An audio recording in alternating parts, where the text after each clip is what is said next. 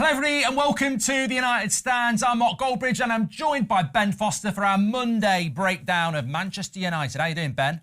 Good, mate. It was a nice weekend of sport, wasn't it? A bit cold, but it was a nice weekend of sport. Well, not if you're a Man United fan, it wasn't. And it is a breakdown because I think I had a breakdown on Monday. I was calling people who wanted Ten Hag out subhuman scum. Yeah. You're not real fans. They're not happy with you, are they, at the minute, United fans? Well, but that's... I don't make any apologies because that's the moment and I'm in it. And it was emotional, wasn't it? That Maguire equaliser, I was like, we're going to do it. It's going to be one of them late United winners.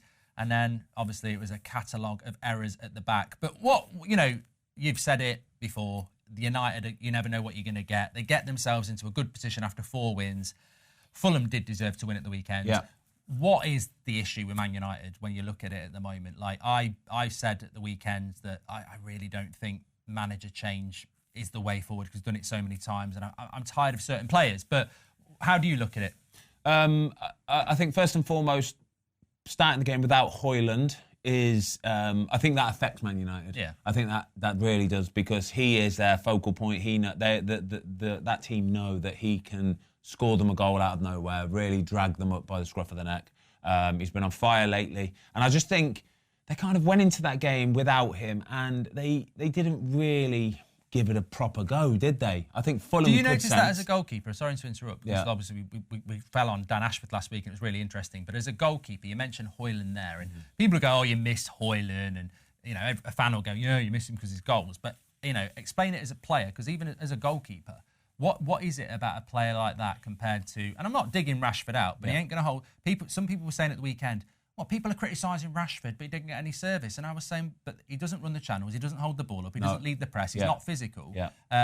How big a player is that? That's the thing is... So if you watch Match of the Day, actually, Ian Wright spoke about it really well. He said about he's not really sure how Manchester United set up to play. So the press, he showed the press, Garnacho and Rashford, and they're not pressing players. No. But in fairness, if you are going to play that way and you put Garnacho and Rashford up there, they have to do the job the manager says, Like if the manager says, right, you need to press in this area and you do it like really intense, that is their job for that day, okay? You can't just go, oh, well, it's Garnacho and Rashford, so you let them off. No, that's their job for the day. And they don't do it, And they don't do it, and they don't want to do it, and you can't trust them to do it, okay? And the second goal actually came from... Fulham had a throw-in down in the bottom corner and Garnacho switches off for a split second. They manage to get the throw straight to the player, plays it back, kicks it up the field, goal. Simple as that. So that's where it comes from, okay? Højlund will do that. He is a presser. He will work tirelessly. He'll just give everything he's got. So I think that straight away sets United onto a back foot because normally when Højlund's playing, the United players know they can get up around it because they know that he is going to shut those little angles off and the ball's not going to get played through into those midfield sections. But when you've got Rashford and Garnacho, it's just like, oh, no, here we go. And I guarantee you, the whole of the back four, the back six, would have been going, oh, no, here we go. Oh, no, here we go. Because they know that the ball's just going to get played through. So I think that straight away took the wind out of Man United's sails. And it was almost a case of, well, they're not really the kind of strikers that are going to get hold of the ball, dribble past everybody and score us a goal either. And they're not going to press. So we're just going to have to hope for the best today. Yeah, and I think it's a good point in the sense that people go, oh, we're at home to Fulham and they're playing the ball through us. And I'm like, I look at the bench. There's no one. Yeah. And I look at the starting lineup and people go, oh, you could bring Ahmad and Anthony on. But Ahmad and Anthony are just going to be the same as Rashford and Garnacho. They're wingers who don't know how to... Højlund's leading the press, isn't he? Yeah. He's like a Harry Kane. Yeah. He's leading the press, whereas Rashford and Garnacho work better, as we've seen in recent weeks, where they're the wide players supplementing the press. Yeah. And, we didn't have that on But Saturday. we saw as well, though, on Saturday, again, it's the same old again, where players are getting after each other. You see the arms getting flung in the air and moaning, and Bruno, the captain, doing silly things. Well, And I'm watching thinking, oh, God, that's horrible. Like, you're doing so well as a team. There's such a good, feeling around Manchester United at this moment in time. Just keep that going, and everybody might jump on board as well. But it didn't. As soon as the chips went down and the team's not playing well and goals are getting conceded, everybody seems to just want to pick at somebody else and moan at somebody else. And it stunk. The performance absolutely stunk on Saturday. Why does that happen then, as an ex-player yourself? Man United win 4 games in a row. Yeah. Some of those games were good. Some of them were, sheer unity and hard work. You win 3 away games out of 4. You come back to Old Trafford. You've got momentum. Everyone's looking at that saying it's a win. Fulham are second bottom of the league for away form. And then Fulham come to Old Trafford and absolutely, from minute 1, are the better side for 90 minutes.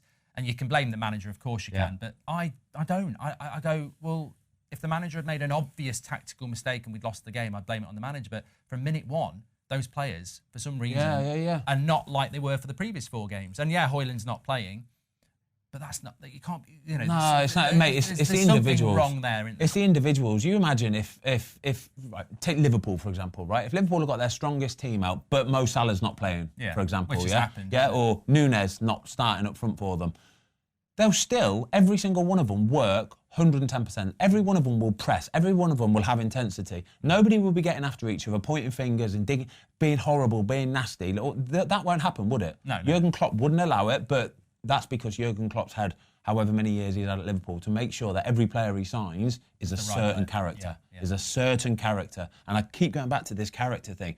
Man United have got too many characters that are individuals that not necessarily all for the team. They want to get the ball and show what they can do, be a bit selfish. That doesn't help the team, though. It doesn't help the team, and I think Man United have just got too many of them players. Oh, so yeah, I mean, it's a good point there as well. Yesterday we saw Liverpool win with kids, and we've seen Ange come in and do quite well in his first season. And you'll get certain United fans saying, well, this is why we need to get rid of Ten Hag, because Klopp can win with a load of kids, but, you know, Ten Hag can't beat Fulham.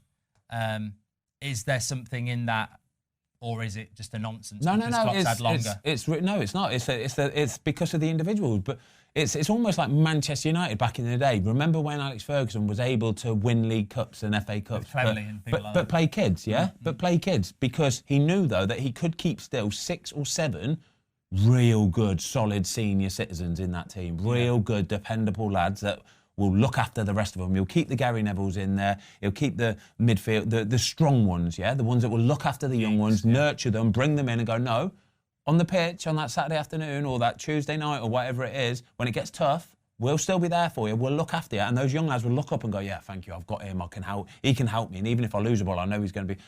Manchester United haven't got any of them at the minute. They haven't got any of them at the minute, but that's what Liverpool have got. They still kept the 6 or 7 core solid players. Yeah, even Kelleher, the goalie, I thought he was fantastic, but he looks like he's a senior player, doesn't he? Calm, and he'll help people. And I think that's the difference is Man United just don't really seem to have those leaders. No, and going forward, I mean, so what would your solution be? We spoke about Dan Ashworth last week. We know there's going to be changes coming in. I've said if you change a manager, and I don't know whether you have experience of this because I might have got it completely wrong, but if a manager comes in, if a new manager comes in the summer, and you're one of those players like, I don't know, a Varane, a Maguire, a McTominay and Eriksen, who might be on the chopping line, are you worried if a new manager comes in, or you would rather Ten Hag stay? Because I was saying, basically, if you change a manager, every manager Man United have changed, you don't get the clear out because the new managers have ego. Managers are egotistical, aren't they? Sure. They'll come in and go, I don't care what Ben said. Goldbridge is here now. Yeah. We're all going on tour. I'll make a decision on you. I'll have a look at it. And I'm not selling them because Ten Hag says so. Yeah. I'm going to have a look at it. And then you don't get your clear out, which, in my opinion, that's my big issue is if I had one thing to do this summer, I wouldn't sack the manager. I'd do the clear out. I think that's so important. Yeah. But as a player yourself, do you think United could bring a new manager in and have a clear out? Because that sort of contradicts No. I don't think they'll bring a new manager in. I think they'll stick with Ten Hag. I think they have to stick with Ten Hag. That's not the big problem at Man United. It really isn't the big problem. The big problem is the individuals, the big players, the main players, the highest paid players, they're individuals. It's as simple as that. They are not the characters or the leaders that you want within your team. But you've got the right people now behind the scenes, the Dan Ashworth, the Baradis, the Dave Brailsford, the new owner, that know the players to get in. They know the characters that you need within a team to make it successful. And they will be doing all their work now, I promise you, between now and the end of the season. They'll be talking to everybody they possibly can. They'll be looking at everything, watching everything, body language, the way players, what time they come in the morning, what time they leave, the extra work that they do. They'll talk to the staff members. What's he like? Yeah, he's a good lad. Oh, he's a great lad. He does it properly. He works hard. What's he like? He's okay. He's a bit of a flash in the pan. You know, his attitude stinks a little bit, to be fair. When it doesn't quite go for him, throws his toys out the pram. They're the sort of players that should be looking over their shoulder, because the new ownership, the new model, won't stand for it. Where do you stand? A lot of United fans at the weekend were sort of like, Bruno and Rashford were terrible. Well, there's 2 questions here. Bruno and Rashford were terrible. Why does Ten Hag not take them off?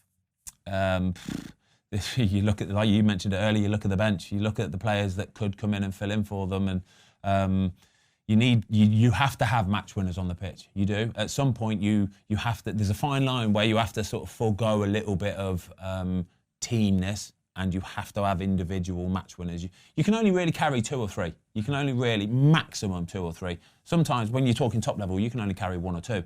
But Man United probably could carry 2 or 3 with the position that they're in. And one of those 2 or 3 is Bruno. One of those 2 or 3 is Rashford. At some point, you have to go, please, just do a bit of brilliance and win us the game, yeah? Give us a flash of something and win us the game, and we'll forgo the fact that you're not going to press. We'll forgo the fact that you're whatever.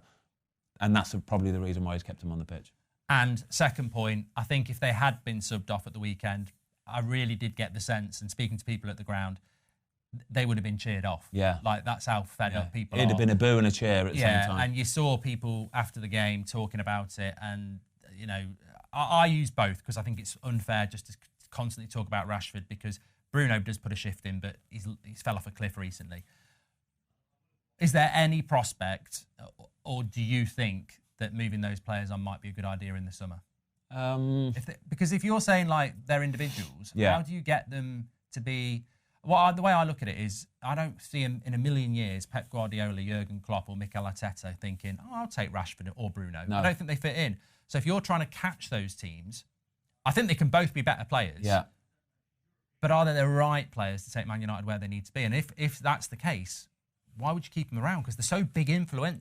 Well, my point is, like, if you keep them next season, they're massive influences in the dressing room. Massive, so if they're not right players... It sets the tone for everyone else. You've got to look at it and go, all right, what do we do with them then? They can learn it. They can become that player. It's within everybody to be able to be a team player and be able to work your socks off and be intense at the right moments and really press and go and do that, and how everybody can do it. It's just that I think their human nature part of them, the inbuilt bit, takes over.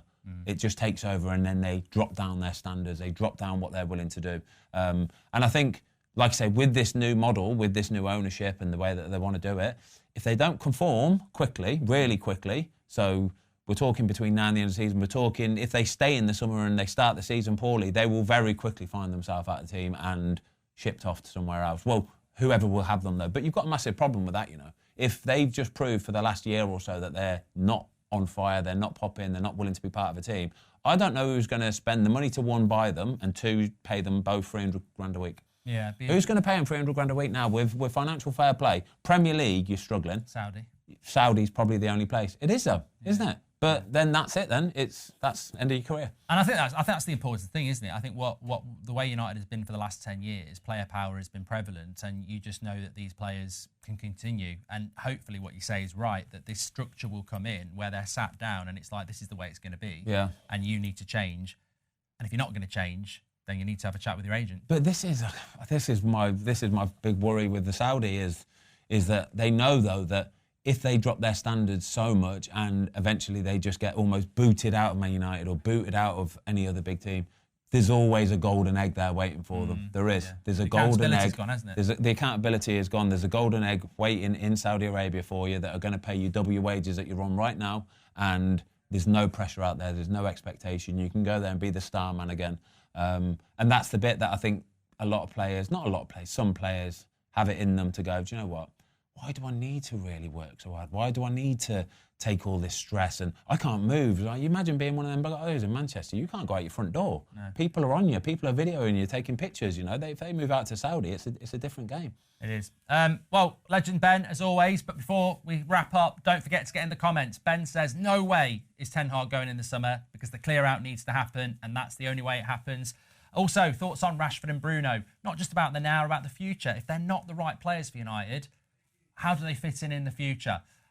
Thanks for coming on, Ben, as always. Pleasure. Loved that. Yeah, have a good week. Yeah. Take care, everyone. Speak to you in a bit.